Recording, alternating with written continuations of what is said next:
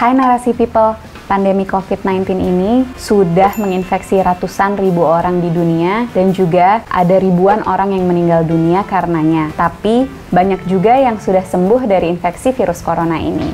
Hari ini saya akan ngobrol-ngobrol secara online bersama teman saya yang merupakan dokter spesialis paru, Dr. Hariyuki Dewi Faisal, yang mau bercerita ke kita bagaimana sih penanganan para pasien dengan infeksi corona ini di Indonesia. Yuk kita ikutin.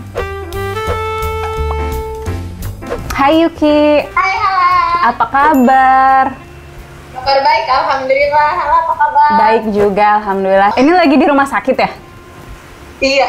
Jadi nih, aku tuh sehari ini pengen banget ngobrol-ngobrol supaya Narasi People tuh juga tahu gimana sih dokter-dokter spesialis paru, terutama di Indonesia nanganin kasus infeksi virus corona gimana.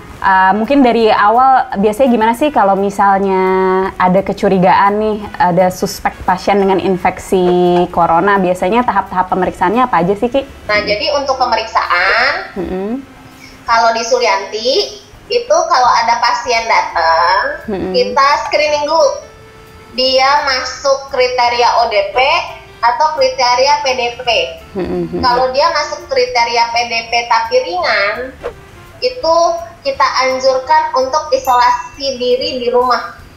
Karena rumah sakit kan terbatas ruang isolasinya dan nggak semua rumah sakit mau menerima pasien COVID. Nah, jadi biasanya yang dengan gangguan napas atau pneumonia berat itu yang kita rawat. Tindakan awal, kalau misalnya dia udah positif dan ternyata perlu dirawat, biasanya gimana tuh, Ki? Karena ini virus baru ya, kita belum ada obatnya. Jadi kita memakai obat-obatan yang sudah ada. Belum tentu obat-obatan yang sudah ada ini efektif sebenarnya kan.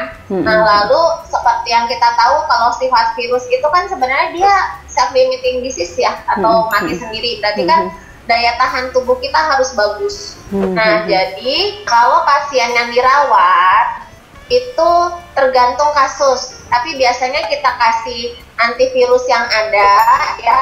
Terus kita kasih vitamin-vitaminnya yang dari infus gitu. Vitamin yang dari infus, vitamin yang dari pokoknya masuk ke pembuluh darah, sama tetap kita kasih antibiotik. Kenapa?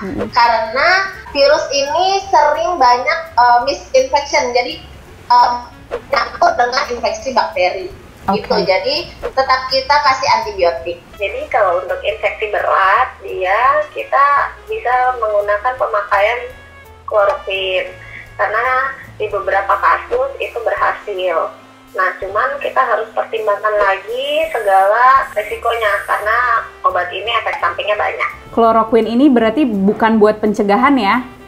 Oh, bukan. Bukan buat pencegahan, ini pun juga nggak selalu dipakai di setiap kasus infeksi corona, jadi benar-benar dipilih yang berat-berat aja gitu ya, Ki ya? Iya.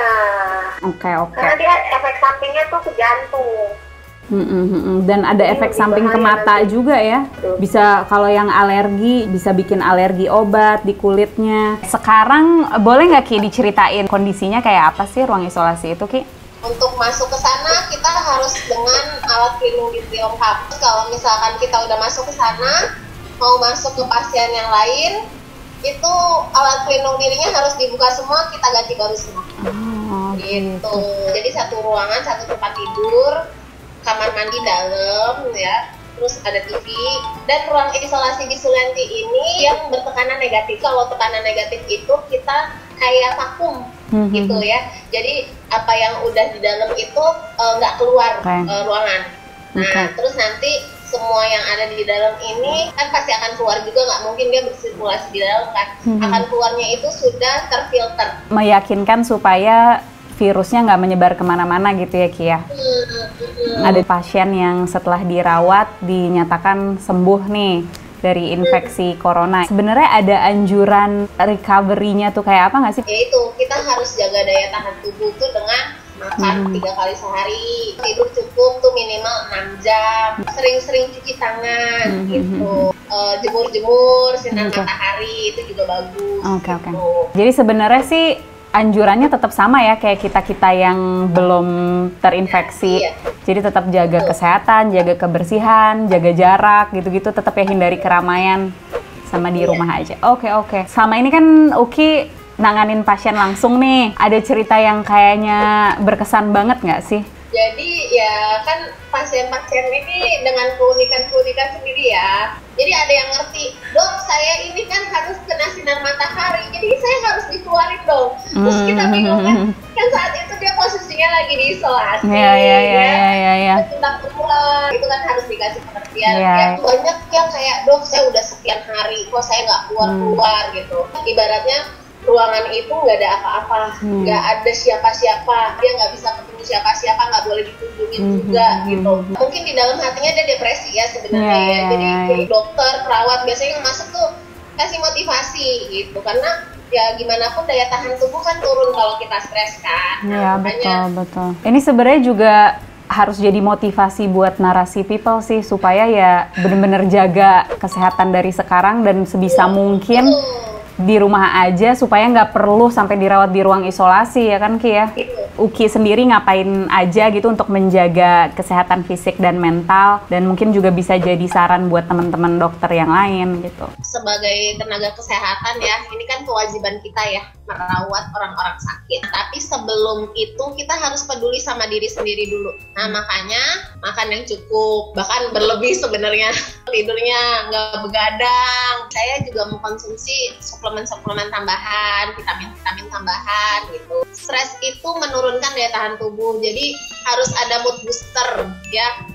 Ngapain kek, apa hobi yang lagi ngapain dijalanin gitu. Tapi yang di rumah aja ya hobinya ya. Ini yang paling enak sih gamer ya, karena kan gamer kan di rumah terus tuh nge-game gitu. Boleh tahu nggak sekarang Uki setiap habis selesai dari rumah sakit nih, apa biasanya yang harus dilakukan dulu untuk mencegah penularan? Nih kan dari rumah sakit udah bawa virus-virus, supaya di rumah keluarga nggak ketularan, apa Ki? Jadi nyampe rumah, mandi, ganti baju yang udah dipakai dipisahin gitu, kalau mau langsung rendam gitu. Nah terus cuci tangan sebelum megang anak, apalagi kan anak pulang langsung gitu, tunggu dulu, jadi ya gitu dikasih pengertian. Jadi dia kadang kita pulang cuman ya mama ganti baju dulu ya. Kalau mandi tambahan, karena di rumah sakit sendiri kan sebenarnya udah mandi. Oke. Gitu. Jadi sebelum pulang udah mandi ya di rumah sakit ya? Iya. Mungkin Uki ada tips gimana supaya dokter-dokter, perawat, dan semua petugas medis tuh tetap optimis dalam menghadapi kondisi dan situasi kita saat ini. Optimis kita tenaga kesehatan ya. Ya kita harus tahu nih kalau kan orang-orang Indonesia ini banyak orang baik ya. Mereka berusaha memberikan donasi-donasi alat pelindung diri, terus makanan-makanan kita berlebih lah ibaratnya.